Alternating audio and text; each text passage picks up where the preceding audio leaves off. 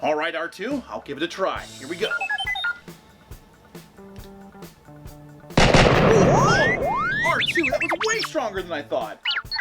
Well, you can try it in a minute, but our friends are here, and that means it's time for another show. Hey everyone, and welcome to Groove Builders, the show where we create together. I'm your host, Disorderly Cone, and this is my friend R2. In this episode, we're going to be building our second model in the Red Dead Redemption 2 series from Metal Earth, the Maxim Gun. And if it's anything like our shotgun here, I think we're going to have a lot of fun. Groovers, let's get down to the workbench and take a look at it together. Alright, Groove Builders, welcome to the workbench. We have our Metal Earth Red Dead Redemption 2 Maxim Gun in some pretty cool Rockstar packaging. Let's go ahead and take a look at the back. On the back, we have that Metal Earth logo, followed by a look at some other models in the series. If you're new here, don't forget to hit the subscribe button, as we're going to build all of these, and you definitely don't want to miss them. Now at the bottom here, we get a look at some instructions, but we're going to go into more detail about that during the build. At the very bottom, we have a difficulty indicator. Now these are notoriously misleading, and the only way to find out how difficult these models are to build is to open them up. So Groovers, with that, let's go ahead and open up our package.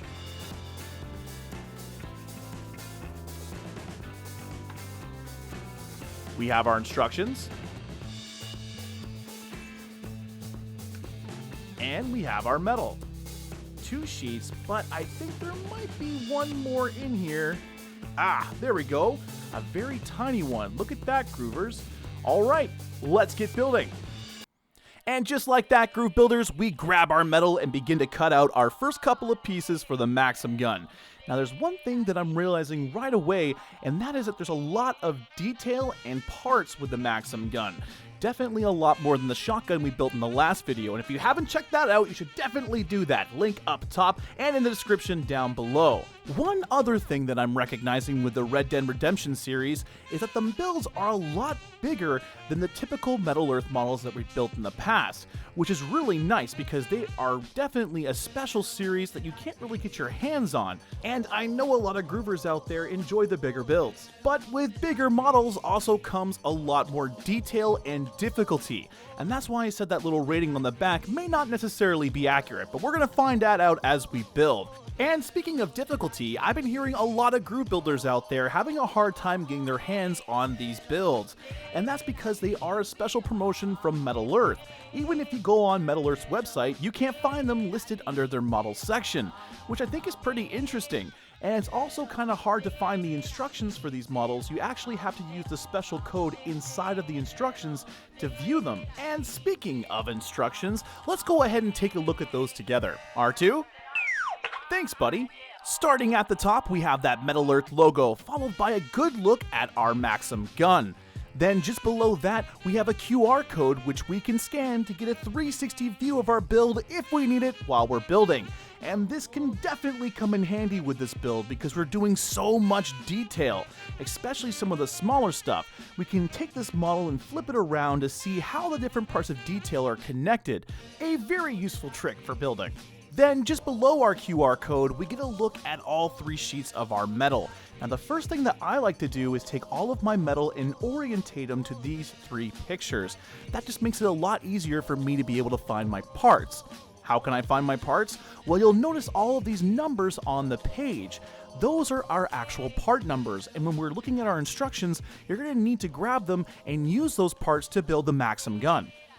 One other thing that's pretty predominant on the page is all of the color. The color simply represents parts that are exactly the same.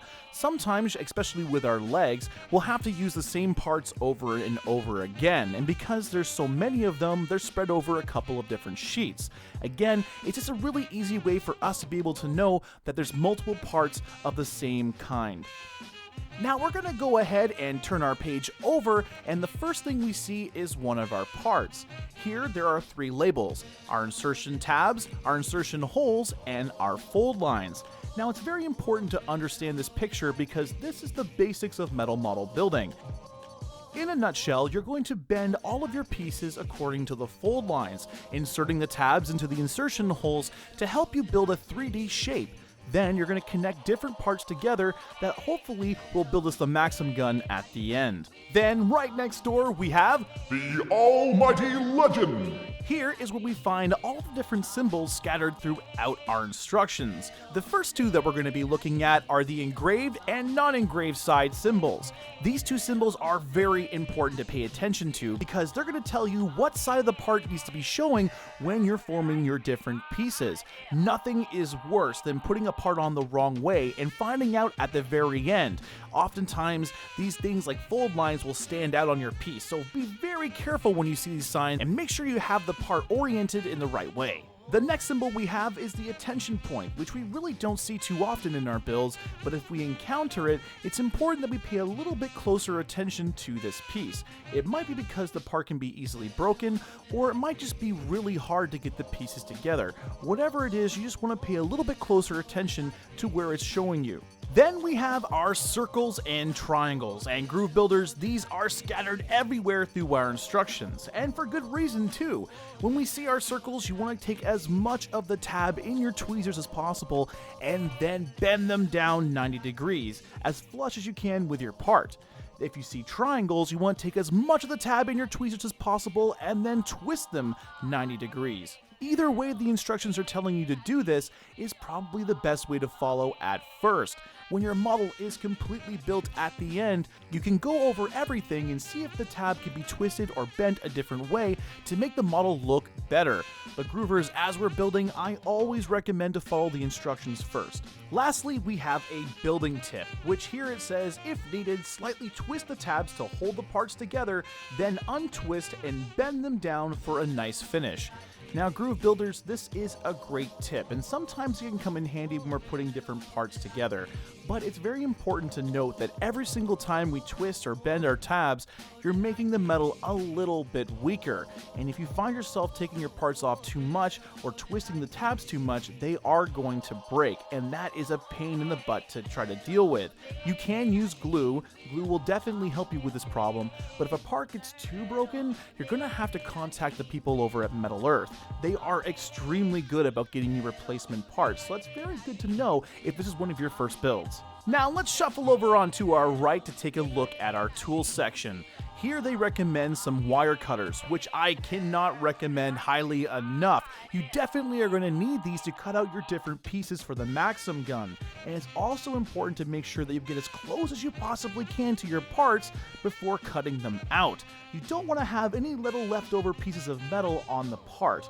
This can make it very difficult to connect it to different pieces later on down the road, and it can also affect how your model looks in the end. So make sure that you use wire cutters and not your hands to get all the parts out of the metal. The next tools that are recommended are a pair of tweezers and some needle nose pliers. In my building videos, you'll see me use a lot of different tweezers, and the reason for that is I have a special tweezer set.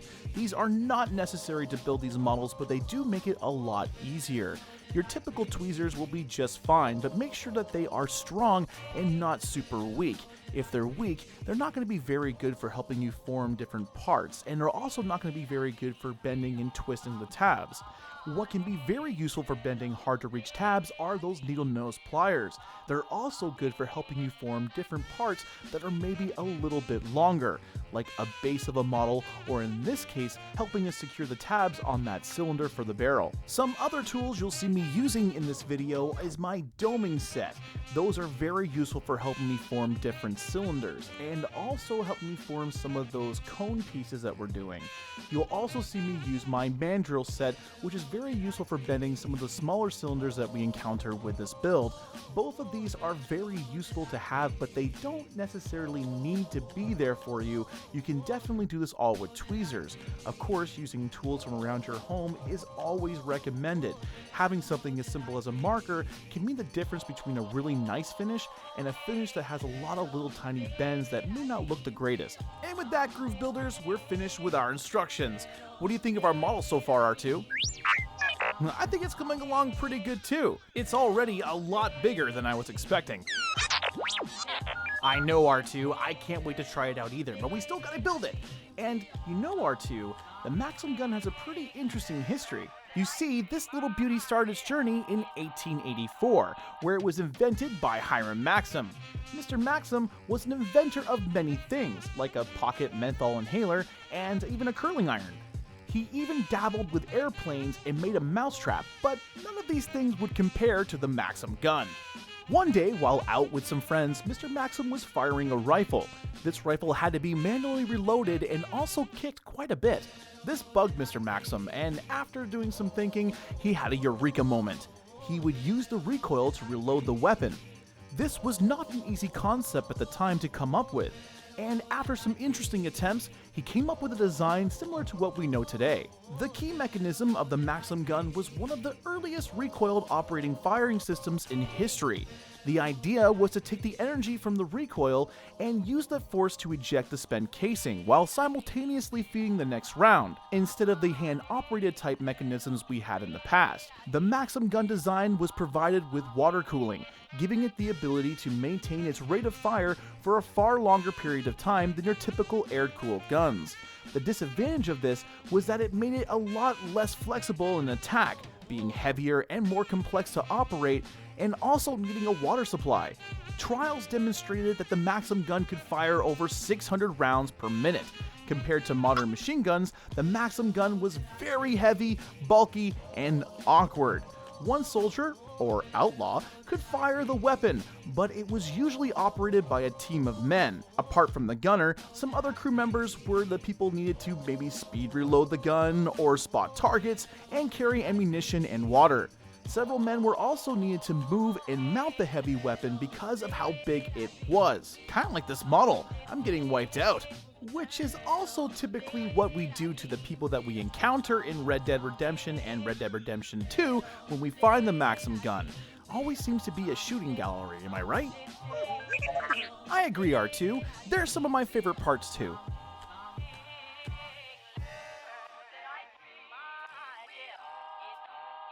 We did it, Groove Builders! We built the Metal Earth Red Dead Redemption 2 Maxim Gun!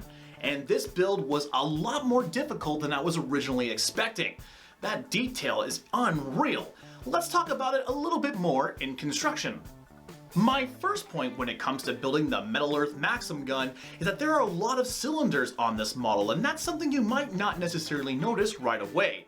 I mean, obviously the barrel and sure the tripod, but there's a lot in here, especially in the bracket area. And for new metal model builders out there, that might be a little bit difficult. I recommend having some household tools to help you form these different cylinders, so at the very end you have a really nice uniform model. My second point is about all of this detail on the Maxim gun. There is so much of it, and some of it can be a little bit difficult to put on. Groovers, I really recommend pre-bending all of your tabs on the different pieces that you're placing onto the Maxim gun. You'll find that the tabs slide right into those insertion holes, making this whole experience a lot better. For my third and final point, I want to talk about a mod that I tried to do that didn't necessarily go the way I wanted it to. You see, sometimes I put magnets in some of my metal models, and that allows me to have some kind of articulation in them. With this particular Maxim gun, I wanted to be able to move this back and forth. But unfortunately, every magnet that I put inside in here wasn't strong enough to support the Maxim gun's top. And because of that, I wasn't able to do the modification. Now, I'm not saying that it wouldn't be able to be done. What I'm saying is the magnet that you might put in here might be so strong that it might pull other models in your collection to it. So if you're going to do that modification, you might want to put it aside. Unfortunately, I can't do that because you guys have seen our collection already. And with that being said, Groove Builders, let's move on to build time. The Metal Earth Red Dead Redemption 2 Maxim gun took me just over 3.5 hours to build. And I think that's going to be about average for most metal model builders out there that have the proper tools at their fingertips.